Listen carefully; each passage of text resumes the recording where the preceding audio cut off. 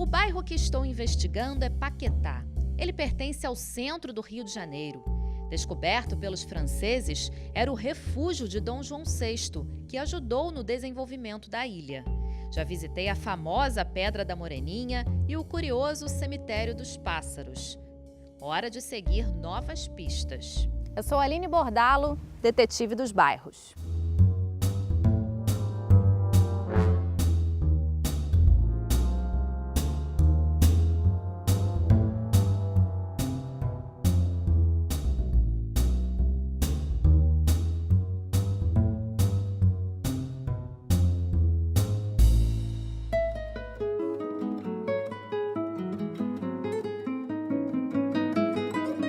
Ao longo dos anos, a ilha sofreu muitas mudanças. O início do século XX também vai mostrar uma oportunidade de desenvolvimento de projetos piloto na ilha. É um lugar que era muito querido do poder público. Então, a primeira estação de tratamento de esgoto da América Latina é implantada em Paquetá por uma firma inglesa. Você tem projetos pioneiros de iluminação pública, projetos pioneiros de circulação de abastecimento de água domiciliar, projetos pioneiros de instalação de energia elétrica nas casas. Isso tudo ajuda a criar esse imaginário de refúgio de Paquetá, que é o que vai permear a vida de Paquetá a partir do século XX todo, né? Aqui ainda é um lugar em que você não tem medo, você não tem medo aqui, né? Você pode andar na rua a qualquer hora. Vai e volta. Na maioria das vezes, a gente conhece todo mundo. Quer dizer, hoje não mais, hoje não. Por quê? Há 30 anos atrás, estou chutando mais ou menos, né? Não existia nenhuma casa no morro. Nenhum desses morros era habitado, porque era proibido construir nos morros, tá? Aqui em Paquetá não tinha favela. Nada contra a favela não, até porque nós somos favela bairro, se vocês não sabem, Paquetá é favela bairro. Não tinha, era proibido. Então, o que acontecia? As pessoas daqui, mais simples, compravam muita casa em Suruí, Mauá. É muito comum morador de Paquetá ter casa lá, por isso. Como não podia comprar no morro, aqui embaixo não tem mais terra, né? Então você não comprava. No período de Brizola, que eu não me lembro exatamente o ano, eles abriram para o cidadão. Aí começaram os morros a ser habitados. Apesar das transformações, percebo que Paquetá é um dos poucos bairros que preserva sua história. Os casarios antigos e as ruas de saibro são alguns exemplos. Se sente até hoje, assim, que é um bairro que conseguiu manter um pouco desse passado. É bacana você, minha detetive aqui, ter detetado isso, porque é isso aí. As pessoas que vêm para Paquetá, eu acho que tem uma mágica aí, que as pessoas reencontram isso de uma maneira quase que natural. Né? A gente não precisa vender isso para as pessoas. A rua de saibro, você se apropria da rua. A rua é um espaço democrático. É um espaço que as pessoas andam na rua, né? O fato de não ter carro, eu acho que é muito determinante na formação desse imaginário. Até 2013, o único meio de transporte da ilha eram as charretes. Aí elas foram extintas, dando lugar a carrinhos elétricos. As charretes costumavam ficar estacionadas nessa pracinha, em frente ao hospital. Lembro que um ex-jogador do Botafogo trabalha aqui, Doutor Afonso. Para os íntimos da bola, Afonsinho. Você jogou em muitos clubes, né? Lá no Rio, vamos dizer assim. Como é que você veio parar em Paquetá? Como que descobriu Paquetá? No começo da faculdade tinha um colega que era daqui. Então, mais uma vez, sempre atrás da bola, né? A gente dá voltas ao mundo. Veio atrás jogar pelada da aqui. bola. Então eu vim aqui e tal, então vamos lá e tal. Podia ter uma festa, faz um jogo. Sempre essa história, né? Agora eu andei investigando e sei que tem um time aqui que é formado por você, o Trem da Alegria. Então, o Trem da Alegria acabou. A sede acabou se tornando aqui, né? Porque o Trem da Alegria é uma reunião de amigos. Isso desde que época? Isso desde... Nós fizemos 40 anos no ano passado, esse ano. Eu vinha também da conquista do passe livre, que é uma história bonita, muito romântica. Você foi o primeiro a conseguir, né? O primeiro jogador de futebol profissional a conseguir. Mas aí você fica com o seu passe, num trabalho coletivo como é o futebol, você precisa não só dos companheiros, de estar do campo, você não precisa só dos companheiros, como também de adversário. Claro. Quer dizer, você tá bem sozinho, agora você faz o quê? Né? Vai para casa aí. Então não. Então aí outros jogadores foram, né, nessa circunstância, nós nos vimos com a necessidade de nos reunir e fazer uma resistência, uma sobrevivência. Foi esse o nascimento do Trem da Alegria. E quem jogou já no Trem da Alegria? O Trem da Alegria, a primeira formação do Trem da Alegria é uma coisa inimaginável, né? Jogava o Jair Marinho, o Nilton Santos, o Orlando, o Altair, Que o timaço, Dida, hein? jogou Samarone, Fio Maravilha. Eu não gosto de citar nome porque vai ser sempre injusto, né? Mas já deu para ter uma ideia. Então, até o nome é um pouco por isso. Quer dizer, Trem da Alegria, eu sou de família de ferroviário, meu avô era maquinista de trem, né? E agora eu sou maquinista do trem aqui, herdando a história do meu avô. E Alegria porque era uma homenagem ao Garrincha, que foi nesse time que eu falei, olha o tamanho da injustiça, eu não falei o Garrincha. Deixou para falar depois. Que é a razão de ser. Prezado amigo Afonsinho, eu continuo aqui mesmo. Mas não eram só os artistas da bola que curtiam a vida em Paquetá. Prezando a perfeição, que a perfeição é uma meta. Teve um personagem muito importante, né, nessa história de Paquetá, Pedro Bruno. Qual foi a importância dele? O Pedro Bruno talvez seja o primeiro grande artista a ter entendido isso tudo, né? Essa história da ilha, essa particularidade que a gente tem. E foi um grande zelador da ilha, além dele ser um grande artista plástico. O Pedro Bruno, acho que enquanto artista plástico, ainda vai ser descoberto.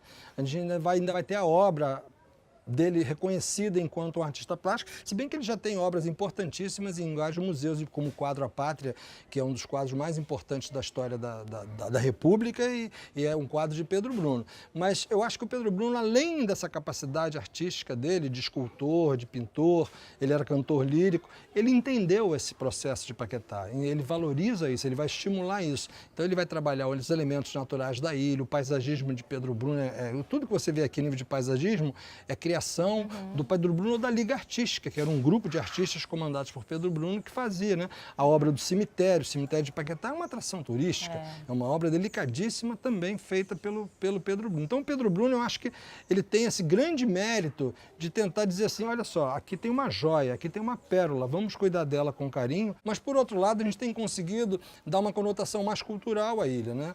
A gente está trazendo hoje visitantes que vêm para cá por esse aspecto histórico, por esse bucolismo, por essa identidade toda, a cultura. Então, muitos artistas, muitos músicos, a gente vem sendo reocupada, já com uma preocupação diferente, de entender essa sensibilidade, essa delicadeza, né? Eu acho que a gente está, de alguma forma, resgatando uma história nossa, que sempre foi a Ilha dos Poetas, a Ilha dos Escritores. Você pega todos os grandes poetas, já escreveram sobre Paquetá, grandes compositores escreveram sobre Paquetá. Eu acho que de alguma forma a gente está conseguindo resgatar isso. A orquestra é muito legal, né? A orquestra é um exemplo disso. A orquestra hoje é um produto que a gente leva até para o mundo. Eu posso dizer que a gente já fez uma turnê pela Europa, então a gente pode dizer que a gente leva para o mundo com essa marca Paquetá, né?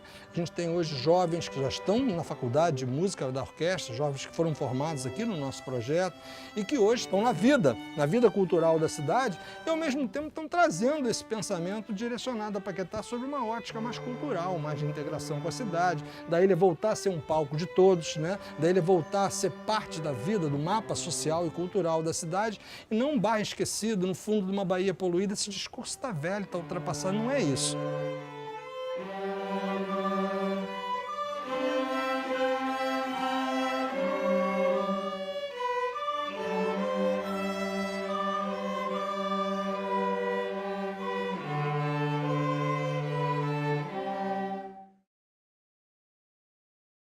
Além da música, os moradores de Paquetá gostam também de ouvir histórias. É impressionante. Cada cantinho da ilha guarda uma lenda.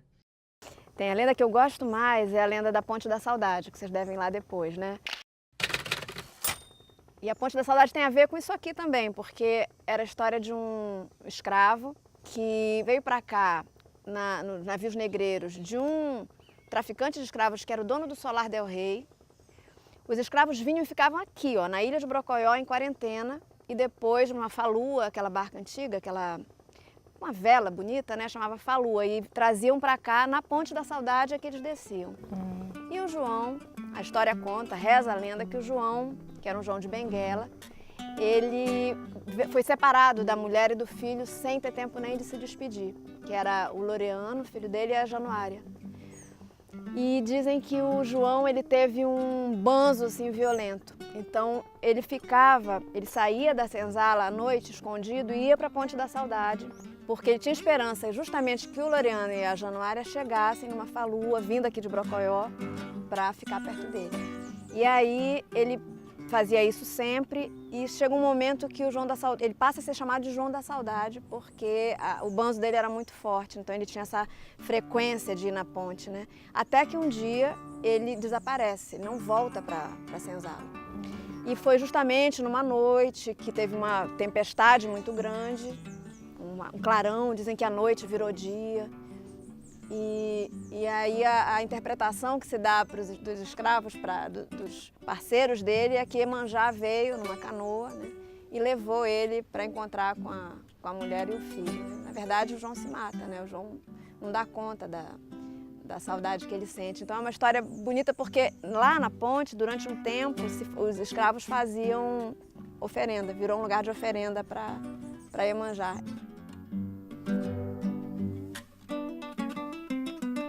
Tem alguma lenda assustadora aqui na ilha? Não, assustadora virou uma lenda, mas na realidade foi um fato verídico.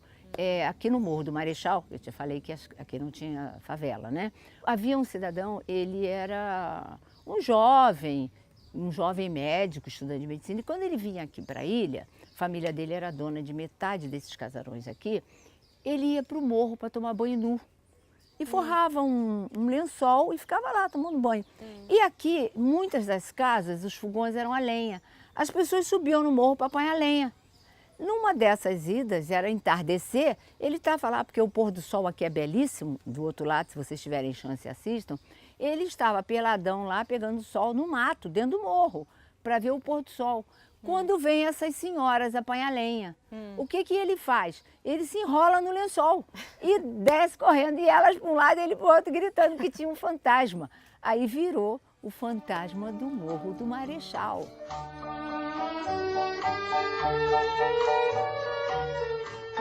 Mas tem uma personagem que realmente existiu. Muitos podem não acreditar, mas numa outra ilha, bem pertinho daqui, viveu uma ex-vedete que mexia com o imaginário dos moradores e visitantes de Paquetá, a Luz del Fuego. E ela era extremamente agradável, simpática, ela vinha com a cobra, uma cobra, ela estava sempre enrolada numa cobra, o que a gente como criança, né, e nessa época eu já não era mais criança, eu já era adulta, mas o que a gente gostava, eu particularmente, eu gosto muito de cobra, era ir ver a cobra. Você pode imaginar uma mulher, ela era feinha, coitada, uma vedete decaída, simpática, e vinha com a cobra, mas a convivência com ela era bem legal. E já morreu? Já morreu há um tempo. Pronto, agora já sei várias informações e curiosidades sobre Paquetá. Mas espera aí, falta resolver um mistério. Por que o nome Paquetá? Existem algumas explicações possíveis, mas a principal explicação é muitas conchas ou muitas pacas. São duas versões que os linguistas pesquisam, né? Na etimologia tupi-guarani. Mas o que é legal é que a ilha foi descoberta já com esse nome. O André TV, quando faz a descrição da ilha, ele já descreve com esse nome, Paquetá, né? E os estudiosos consideram que pode ser ou muitas pacas, que a pacarana era um animal típico da época aqui, ou muitas conchas, ou conchas caídas do céu, uma visão mais romantizada. Mas o que é legal é que a gente tem o mesmo nome, ninguém conseguiu mudar, né? Antes de me despedir da ilha, tenho uma última missão. Dar um abraço bem apertado numa certa árvore, a famosa Maria Gorda. Há aqui ainda uma família que diz que foi o bisavô dela quem plantou esta árvore há 150 ou 180 anos atrás. Porque efetivamente a idade desta árvore ninguém sabe, tá? Eu já conversei com um geógrafo, né? E ele disse que ela não tem ainda 200 anos, mas pode estar beirando. Mas essa história de que tem 300 anos, 400 anos, é caô, tá? É lenda, não tem. Tem essa história de que teria sido este senhor, né, que era um veranista lá muito atrás e que plantou o baobá. Esta é uma história. E tem a lenda, que eu gosto mais, que é da Maria Gorda mesmo. Foi a origem do nome. Era uma escrava Ela era gorda, né? E chamava-se Maria. E quando os negros vieram para cá, eles trouxeram da África as coisas deles, né? Os frutos. E o baobá é uma árvore africana. Então ela traz o fruto e planta a árvore e dança para os orixás dela, pedindo que eles protegessem a árvore, porque a árvore representaria no futuro a presença do negro africano e escravo aqui na ilha de Paquetá.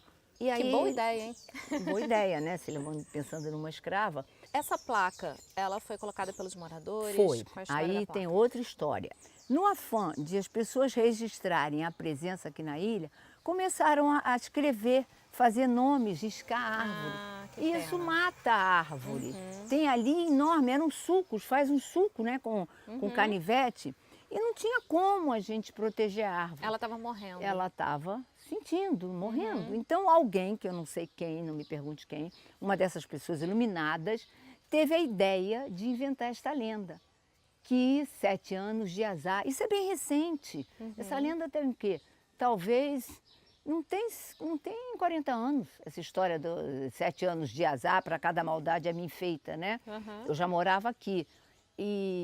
E aí inventaram essa história para botar aqui a placa, para ver se, opa, né? Mas eu ela não realmente vou. traz sorte, dona Áurea? Olha, A senhora já abraçou, já beijou? eu já abracei, eu Tá cheia beijo, de eu saúde. tenho semente dessa árvore até, flor dessa árvore até não poder mais. Eu protejo essa árvore na medida do que eu posso, eu curto essa árvore, eu converso com essa árvore, eu tenho tudo que é jeito dessa árvore. Eu boto a mão nela, sabe? Agradeço dela estar aqui, ela e todas as outras, né? Termino minha investigação maravilhada com as lendas que ouvi e os cenários que visitei. Hora de seguir novas pistas e desvendar os mistérios de outro bairro.